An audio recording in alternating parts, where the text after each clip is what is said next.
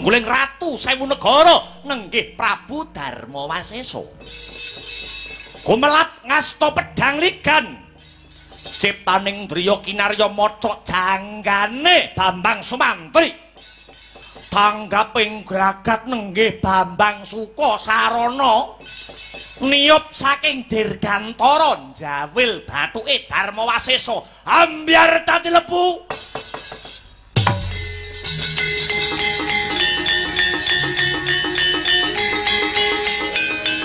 Mati kowe Sumantri. Ampun. Ah.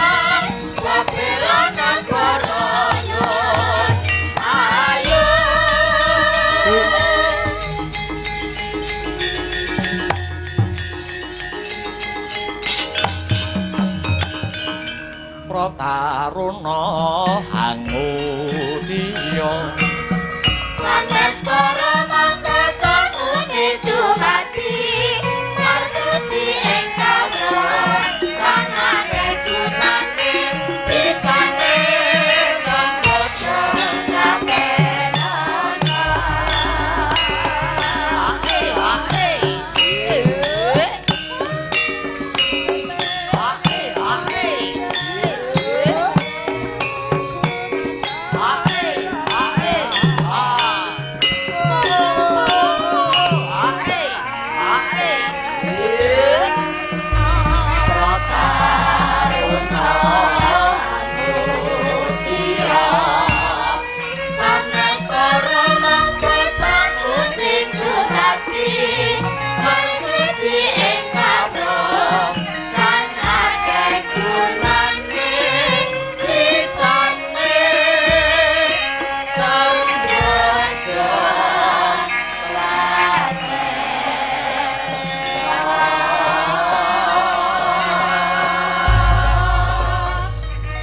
kadangipun Kakang adiku sing ndak tresnani Yayi Sukasarana banget panarimaku Yodi upama Yayi Sukasarana ora mbantu nulungi kelawan pun Kakang ndak kira wis pisah sirah kelawan badanku iki Yayi mula ndak pundhut kanthi banget yen pancen bener kowe tresna karo kakangmu kowe aja adoh-adoh karo aku ya Sukasrana. Wis dadi kukuku kewajibanku bantu kowe ngiduwa sik.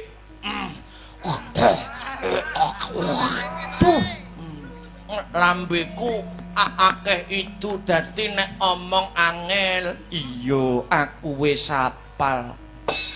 Aku mbantu karo kowe Kakang Mantri. Iya mulane kowe aja adoh-adoh karo aku Yodi.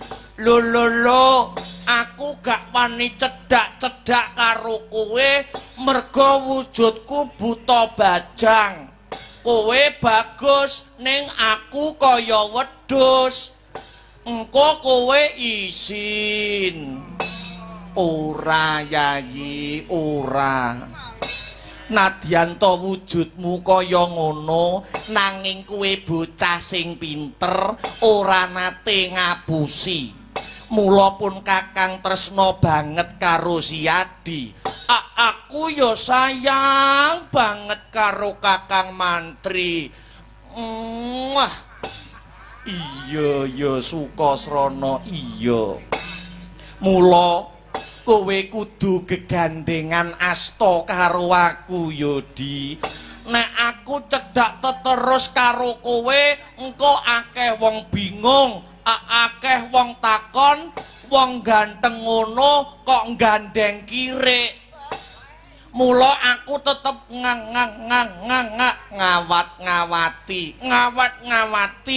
ngawat-ngawati saka kadoan. Engko yen kowe sajroning bebaya tetep adimu Sukasrana sing bakal bantu karo Kakang Mantri. Lah iya, isih siji gawean sing kudu ndak tindake sakwise nyingkirake Ratu Sewu. Pun Kakang kudu mboyongi Putri Magoda Dewi Citrawati yayi. Pramara reh mangus wamya ngambrang kadi karonaning kaswasih ring marga Hamalatgung. Risang ganda wastrat maca leng-leng lalu mangulati Surya mangrangsang wayah Surya mangrangsang wayah Umyus amara wayahanto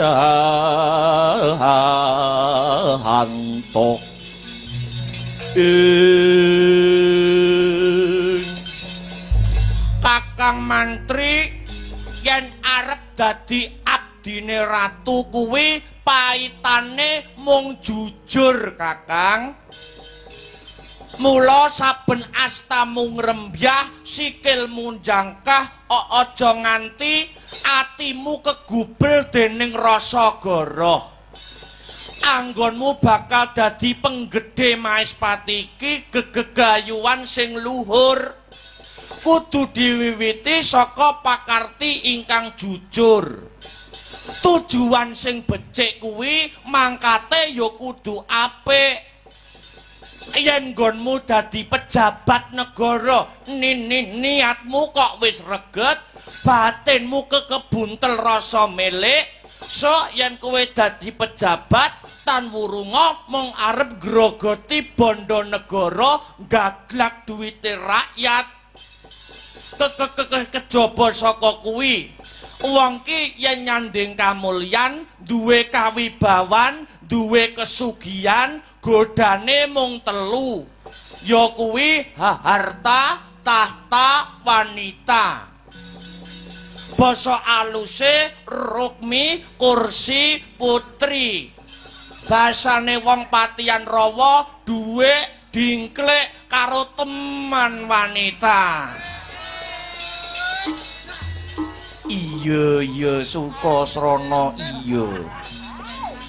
Muga-muga lebda ing karya. Iya, sing penting kowe tulus, ikhlas, lahir batin. Pak insyaallah mesti Papa Pangeran bakal ngayomi karo kowe, Kakang.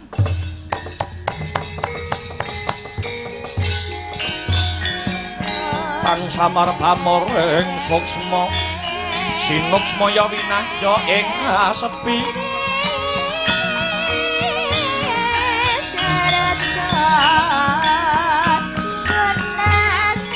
Sinimpen taleng kalbu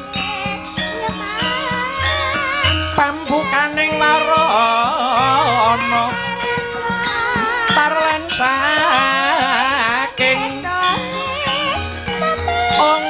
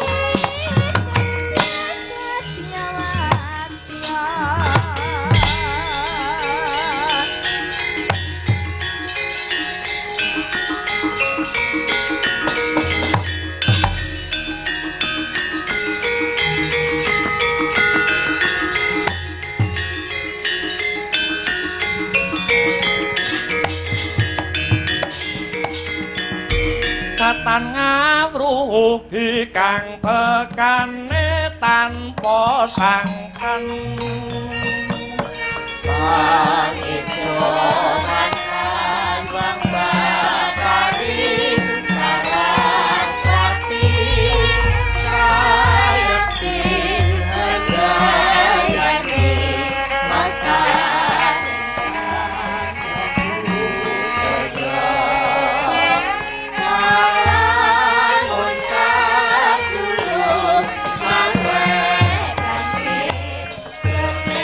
puji syukur kunjuk yuwang agung dene negara Magoda wis uwal saka bebaya kisana aku minangka wakile kabeh kawula sak negara Magoda ngaturake panuwun lantaran sliramu kang pranyata dadi dutaning adil memayu hayuning jagat memayu hayuning bumi Magoda Raden nuwun inggih Sang Dewi yektosipun waleh-waleh menapa kula menika saderma utusan nami kula Bambang Sumantri abdinipun Prabu Arjuna Sasra ing negari Maespati Sang Ayu yektosipun tebih saking Maespati dumugi ing Magoda mriki kula sinampiran kewajiban sepisan dados lantaran katentremanipun praja Magoda dene ingkang kaping kalih wanter dawuhipun Sri Arjuna Sasra Sumantri pinarintah boyongi sekaring kedaton Magoda nenggih paduka Dyah Ayu Dewi Citrawati nedya pinundhut garwa sesembahan kula pun Arjuna Sasra Sang Dewi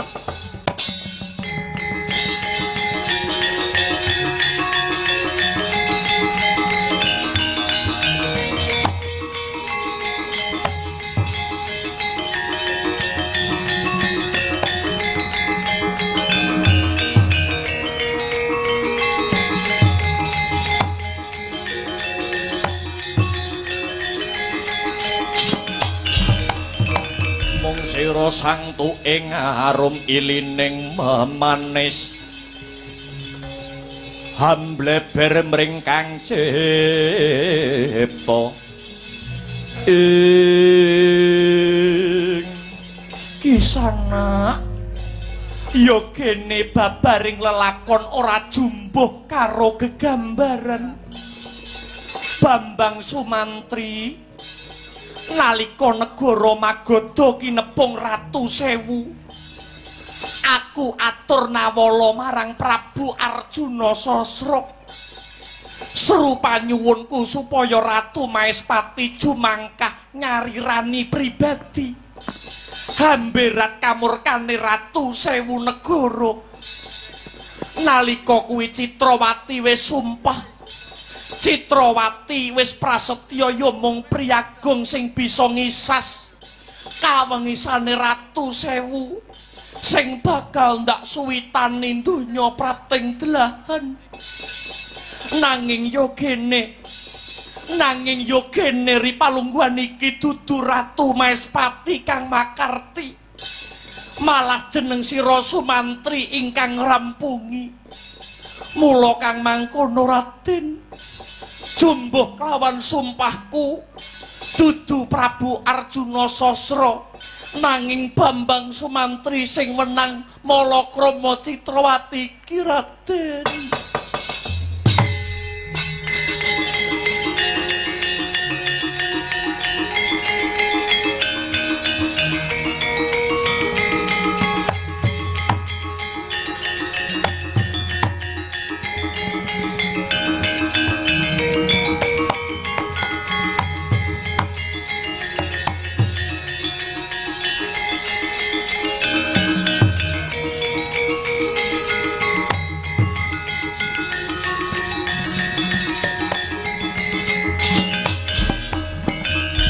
mreh mangsut narimeng kalbu putine kang den bawane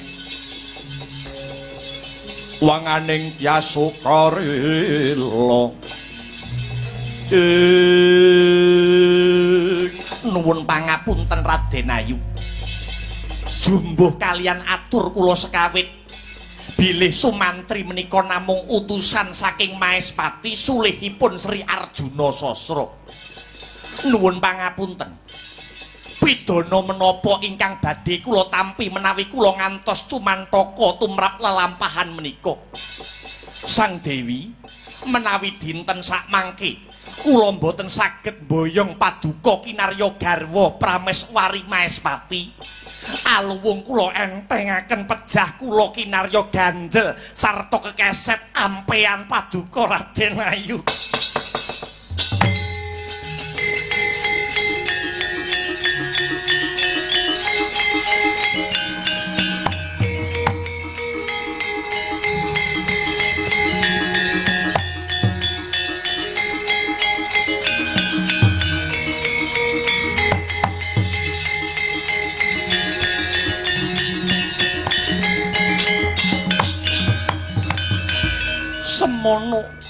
semono kasetyanmu marang sesembahanmu Maespati Sumantri yen pancen kaya mangkono sing ndok karepake aku mung bisa pasrah marang garising kodrat nanging mangkene ya Gus dina iki Citrawati pengen bukti lan jagat sing dadi seksi lan mung kowe Sumantri sing bisa mbuktekake lamun to Ratu Maespati kaprawirane luwih unggul tinimbang abdine sing jeneng Sumantri aku butuh bukti kowe sing bisa mbuktekake Gus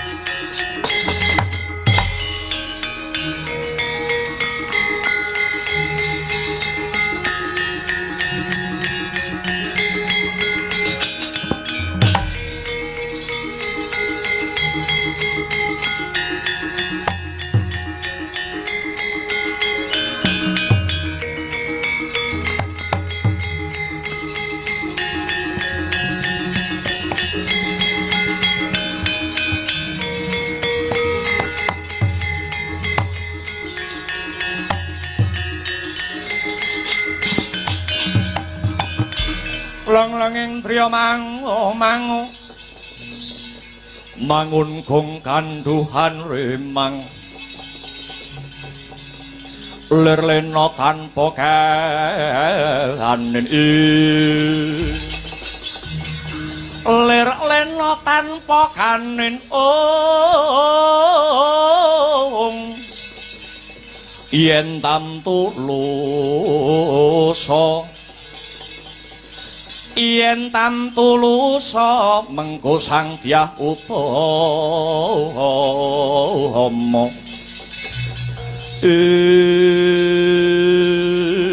aduh Raden Sumantri kula pepatih saking negara Maespati nami kula pun Patih Surata kula nderek mangayu bagya nderek bombong dene jengandika sampun keparengi sas Ratu Sewu negari mundur saking negara Magadha maksih tunggal kewajiban ingkang kedah paduka tindakaken nuwun inggih amboyongi Dewi Citrawati kinarya garwa Prameswari ing negari Maespati mila saking menika Raden sumangga kula dherekaken boyong sekaring kedaton negari Magadha Raden.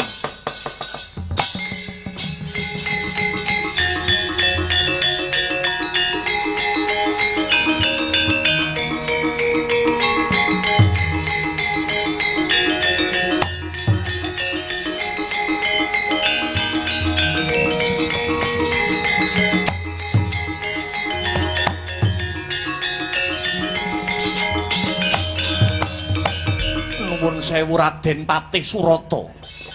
Kepeksa ripalenggahan sak mangke kula dereng saged sowan wonten Maespati. Cetih kula manembah dumateng Sri Arjuna Sasra. Lho, lajeng keparengipun wonten babagan wigati lan sinandi ingkang werit tumrap lelampahan menika. Kula nyuwun senjata pitulungan. Kula nyuwun senjata pitulungan layang menika kula aturi ngaturaken dumateng Sri Arjuna Sasra. Lho, kok dadak mawi layang? Mangke tartamtu Prabu Arjuna Sasra dungkap menapa ingkang dados pikajeng kula Raden Patih. Monggo kula aturi nampi.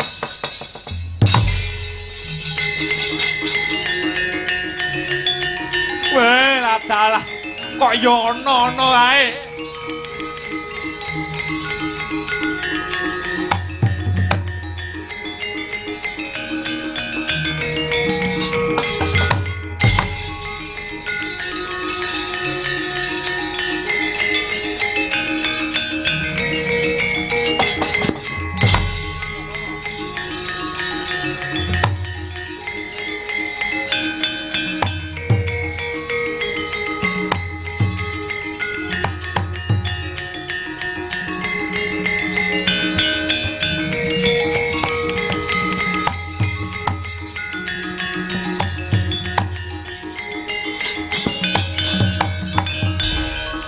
Sukasrana lelakon kok malih ribet kaya mangkene iki gek kepiye to Di?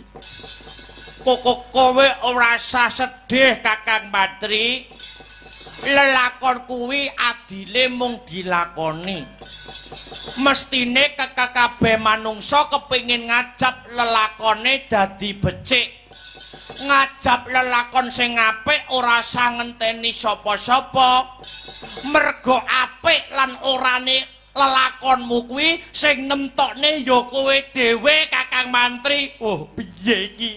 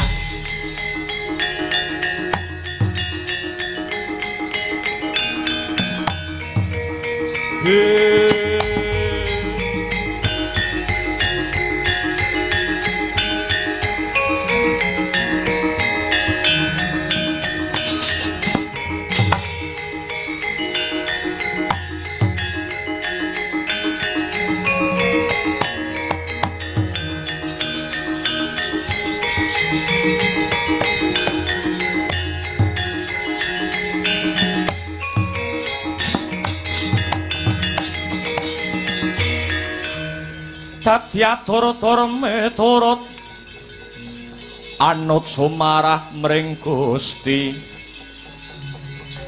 dene Sidi Miwang Utama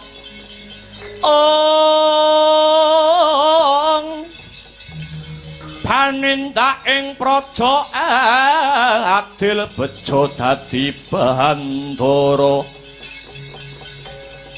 ora narepan mring pro abdi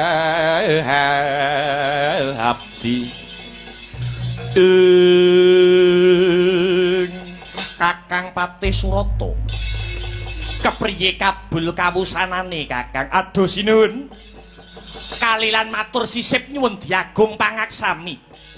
Kula sampun nyekseni piyambak dumateng kasantosaning lair lan batin nenggih Bambang Sumantri. Ketitik sagebyaring kilat saged nyingkiraken Ratu Sewu Negari saking negara Magoda.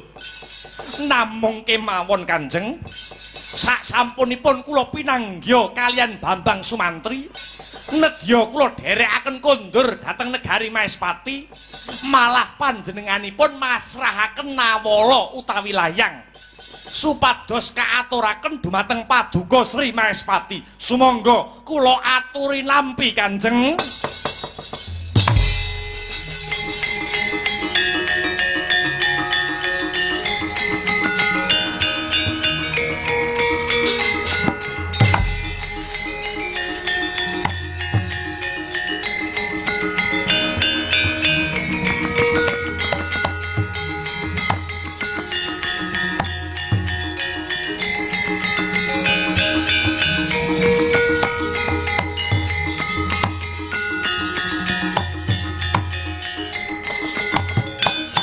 Ucap nalika samono Gyoden waos Ponang Nawala kaliyan Arjuna Sasra layang ingkang dipun serat kaliyan Bambang Sumantri surasaning tulis nenggih Bambang Sumantri sampun kasembadan mboyong putri Magoda nenggih Dyah Ayu Dewi Citrawati nanging Bambang Sumantri ngedalaken Giri Sayembara Prabu Arjuna Sasra kasembadan Hanggarwa Dyah Ayu Sang Citrawati lamun saged nandingi kaprawiran miwah kadigdayanipun Bambang Sumantri duka Sang Arjuna Sasra.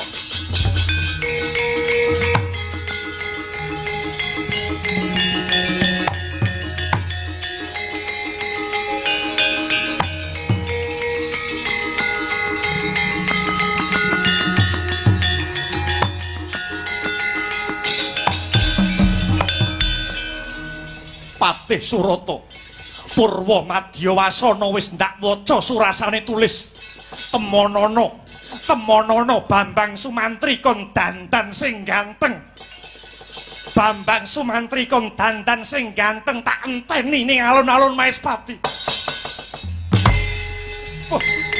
Ana apa iki?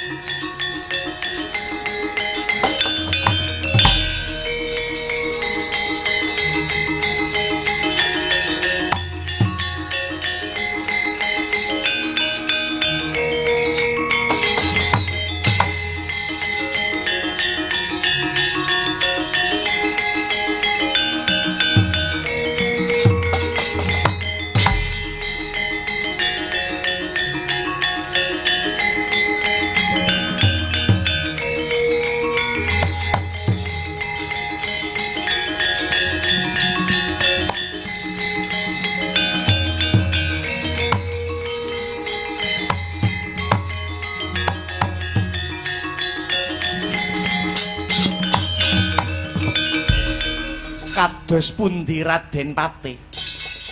Nawala sampun kula caosaken sinuwun Prabu Sri Arjuna Sasra. Sakmangke jengandika Bambang Sumantri kapundhut supados siaga ing diri sawega ing gati mapan wonten alun-alun Maespati.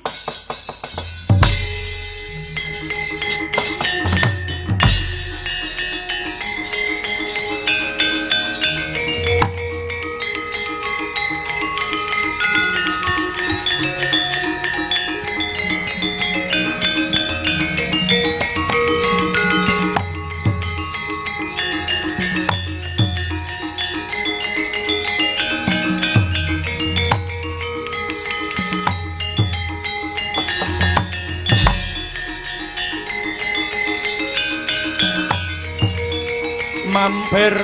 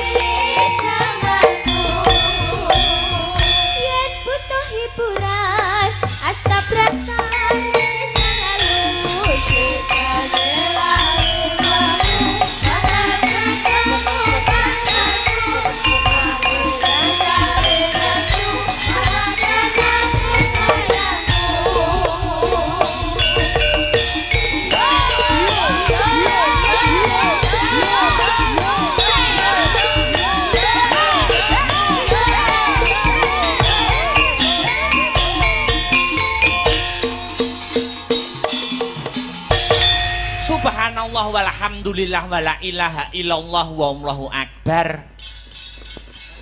Leren dhisik ya nak. Iya ngestokke dawe biyung. Ngendoni swasana kang kenceng regengake kahanan dimene luwih gayeng. Ngestokke dawuh. Mengko perkara lakon tripama kawedhar bisa dirampungke sak rampungi limbukaning sing luwih wigati. Iya. Aku karo anakku Limbuk ngaturke apa to wigatine aku karo kowe tinimbalan. Oh ngono. Iya mak iya. Ning sadurunge matur sing akeh-akeh, Kang Sarta ngaturake tetembangan kang maneka warna ayo luwih dhisik angka sepisan. Anakku Limbuk tak gandeng tanganmu ya kuwi ngucapake lan ngungkapake rasa puja lan puji syukur. Konjuk marang Gusti ingkang murbeng dumadi Tuhan yang Maha Esa Allah Subhanahu wa taala Hyang Widiwasa. Oh ngono ya mak. Mergaya saka berkah Kang Sarta kenikmatane aku karo kowe sak kanca bisa manunggal Kang Sarta tetunggalan ana ing adicara pahargyan bengi iki. Ngono. Becik nikmat sehat, nikmat sempat, nikmat iman saka pangeran wajib disyukuri. Merga syukur kuwi perkara sing baku, syukur kuwi perkara sing wajib ditengenake. Iya, dawuh Gusti lumantar kitab suci wis ndawuhake ya kuwi la ing syakartum la azidanakum bala ing kafartum inna adzabila syadid. Oh ngono. Artine apa, Mak? Sapa menungso sing seneng ngucapake rasa syukur bakal ditambah apa wae sing dadi kenikmatane. Kosok baline sapa menungso sing kufur ora gelem nyukuri nikmate pangeran bakal nampa siksa sing amat pedih. Oh ngono mak. Iya ngestokke dawuh. Banjur bengi iki mahargya apa mak? Dalam rangkaian pahargyan utawa adicara apa? Iki ngene ya nduk, kepiye? Adicarane bengi iki ya kuwi tidak lain dan tidak bukan ya kuwi acara buka giling. Acara buka giling. Sing diadani utawa dianakake kelawan PG utawa pabrik gula Lestari kang mapan ana ing Desa Ngrombot, Patian Rawa. Oh ngono, Kadipaten Nganjuk. Ngestokke dawuh. Iki dadi acara rutin. Agenda rutin tiap tahun mesti ngenekke wayangan yo mak. Pancen bener kaya mengkono. Ternyatane iki ya wis menjadi tradisi tiap tahun langgere buka giling mesti ngenekke wayangan. Oh ngono. Wong yen ora kleru aku nampa dawuh, nalika pas Covid wae tetep ora ketang nggo tolak sumpah tetep ngenekke wayangan ora ketang ora suwengi. Oh ngono. Dasare yo ora wani ninggal tradisi, ora wani ninggal marang kabudayan. Pancen bener kaya mangkono no. Nggih. Banjur mula awake dhewe wis kelakon, wis kasembadan sowan ana ing kene, ya kuwi mapan ana ing PG Lestari. Wis sak wajibe aku karo Biyung mengucapkan terima kasih yo mak. Ngucapake terima kasih yang sangat banyak, ngaturake panuwun ingkang tanpa pepindhan kok nduk. Ternyatane awake dhewe sak kanca bombong kaworan bungah mendapatkan kepercayaan sing besar kaya mangkene. Nggih. Ngaturke panuwun utawa terima kasih kunjuk sapa wae, Mak. Nuwun inggih menika pepunden kula. Bapak GM, Pak Evan Mulyawan, ya kuwi kang menjabat Bapak GM ana ing pabrik gula Lestari kene, ngono. Uga ngaturke panuwun kang tanpa upama karo pepundenku ya kuwi Abah Taryono. Oh ngono. Ketua Koperasi Petani Tebu Rakyat ya mak, pancen kaya mengkono no. Iya.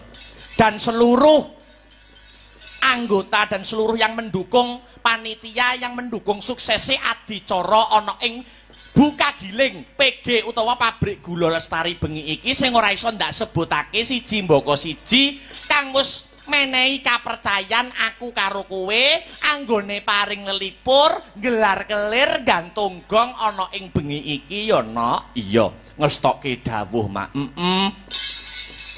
Apa meneh buka giling ana ing taun 2020 iki adicarane ora mung wayangan kok Nduk. Ora mung wayangan ngono.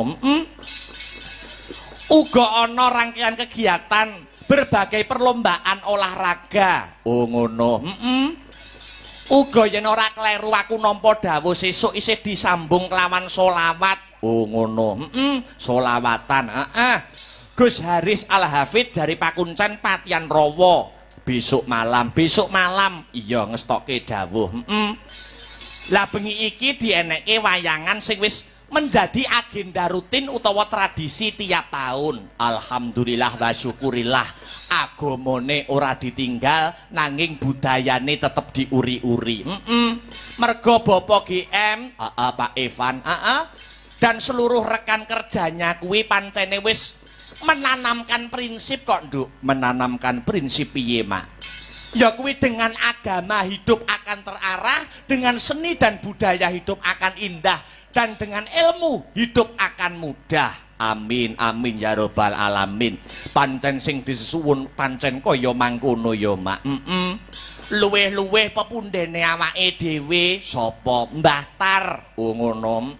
Wis tak anggap kaya Mbah Kungku dhewe. Iya iki sing prioritas uyung-uyung anyeng kuyung awake dhewe bisa pentas ana ing kene. Dengan lantaran beliaunya awake dhewe sak kanca bisa sowan ana kene. Mbah Tar ketua koperasi. Ketua koperasi Tebu kene. Oh ngono. Apa meneh Mbah Tar kuwi nek ning wayang kuwi minded banget kok Nok. Minded. Minded nyang seni dan budaya, minded nyang kesenian wayang kulit. Oh ngono. Sing njaluk lakon bengi iki ya Mbah Tar. Oh panjenengane Mbah Tar. Nyuwun lakon apa? Kira-kira sing ndase dalange iso mumet. Oh iya. Adat saben wong nanggapi sing tak apali nggur Semar Bangun Kayangan.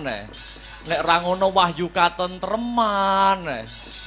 Kayangane ndak dadi-dadi Mas aku. Iya, ning bengi iki beliau Mbah Tar nyuwun lakon sing abot ora gampang. Dasare ya lagi sanji iki awake dhewe nglakokke lakon iki. Mula yen ana lupute diagung pangaksami. Oh ngono. Nyuwun lakon Tripama Kawedar.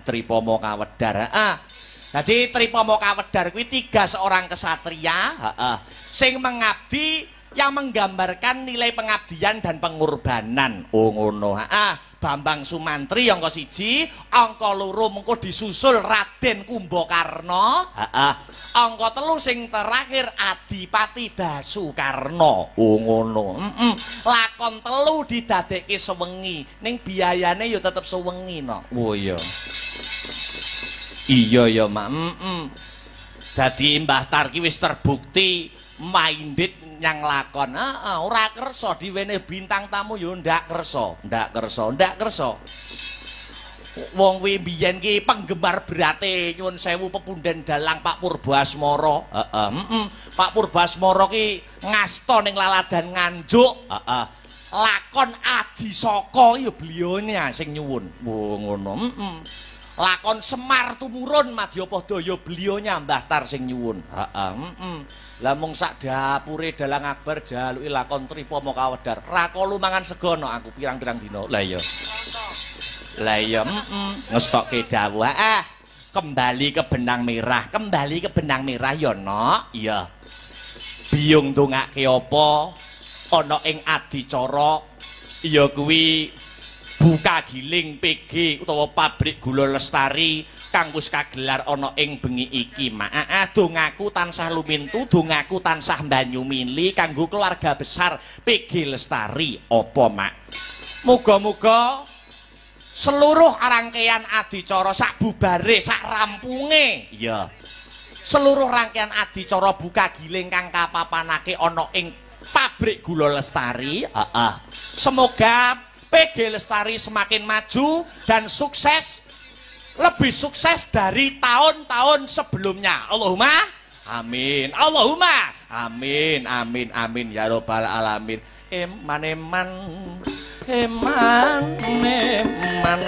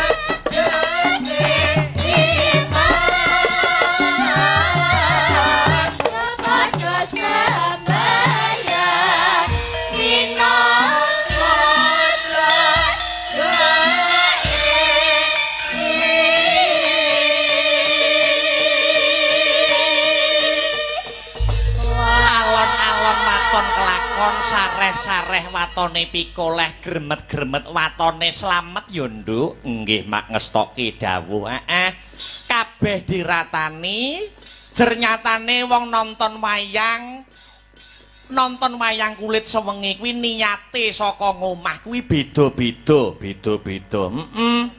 ana wong nonton wayang nawaitune tekan ngomah arep ngematke alur cerita utawa sanggite dalang. Iya. Ana sing niate wong nonton wayang tekan ngomah kepengin nyawang lagu-lagune utawa campur sarine. Nggih.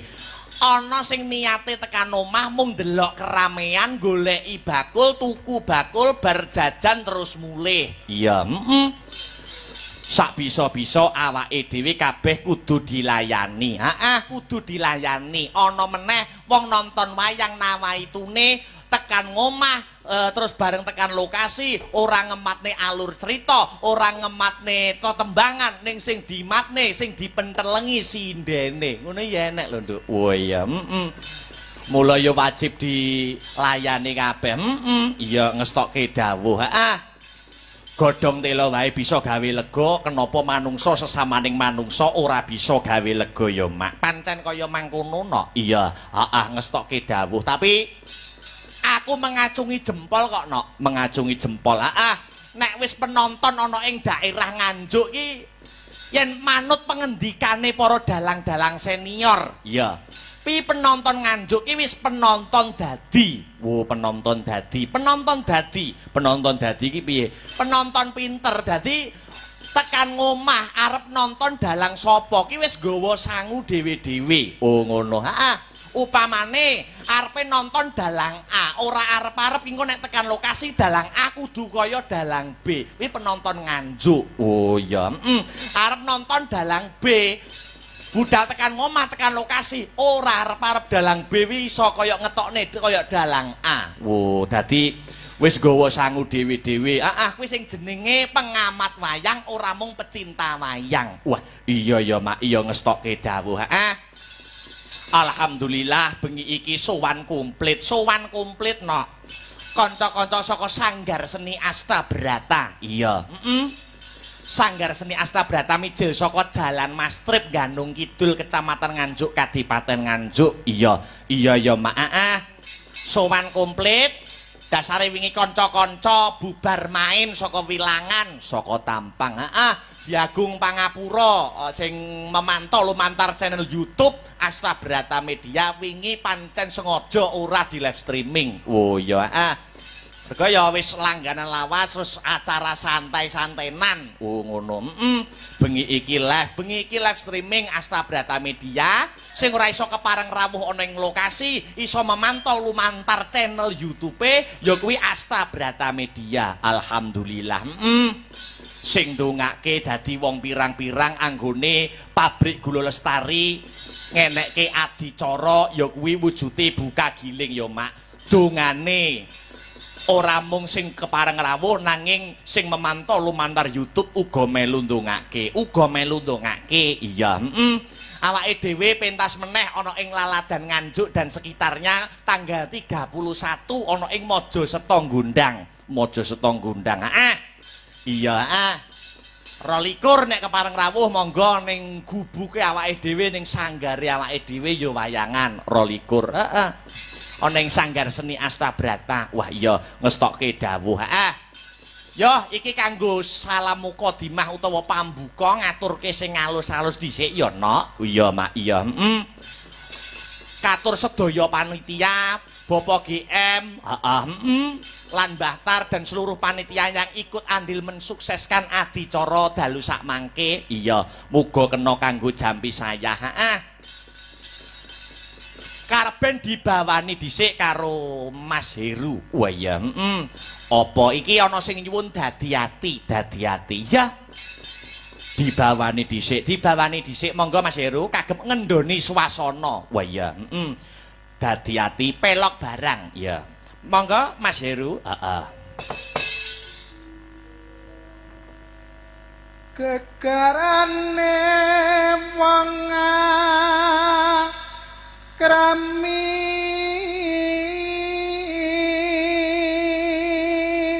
gegarane wong akrami.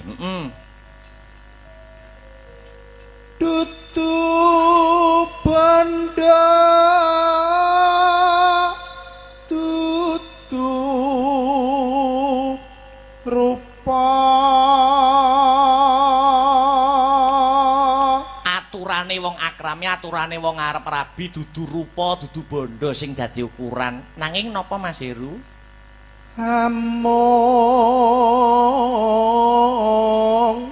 ati pawi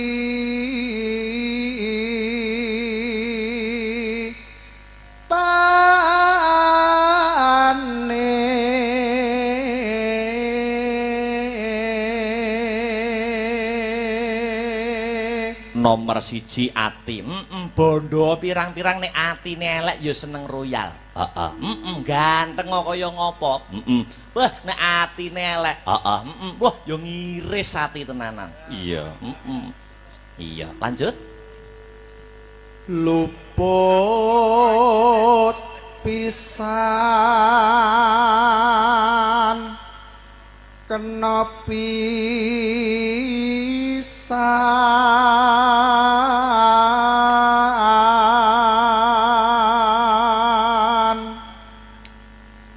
yen gampang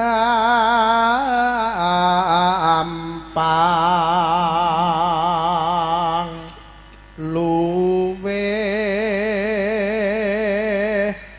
gampang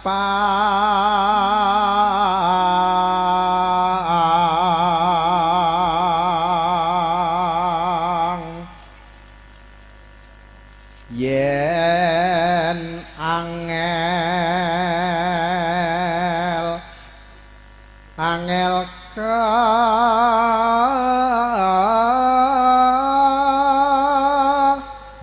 langkung.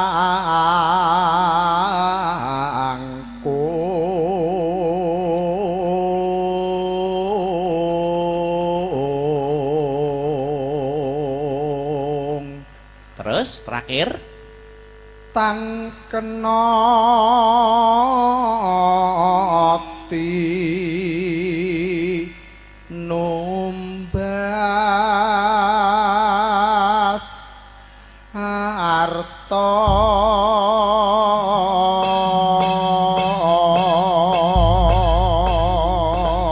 tan kena tinumbas arta. Sipate tresna ngono kuwi no. Oh iya, tresna kuwi ora kena dituku nganggo dhuwit, mergo tresna kuwi urupe jiwa luhur. Iya, iya. Banjur ditibake, aku nyuwun ndak tata sing suwe ora ketemu. Iya, iki suarane favorit kanggo kanca-kanca Astabrata. Lah iya, tibake dadi ati nggih Mbak, kalian jumeneng pelan-pelan. Wah iya, meriayi kono. Ya.